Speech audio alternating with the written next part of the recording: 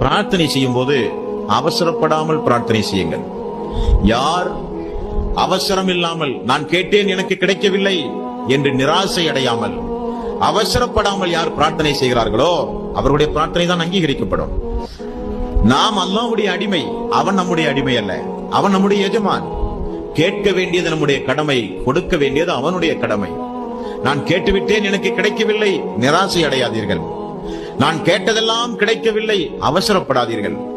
அல்லாஹ் ரப்பல் ஆலமீன் நம் அனைவர்களையும் கண்காணித்துக் கொண்டிருக்கிறான். ரப்பல் ஆலமீன் நம்மை பார்க்கிறான். நாம் அல்லாஹ்விடத்திலே அதை கூட இதை கூட இறைவா எனக்கு இதைத்தா அதைத்தா என்றெல்லாம் கேட்கிறோம். இதை இந்த நேரத்தில் கொடுத்தால் அவன் நன்றியோடு நடப்பானா?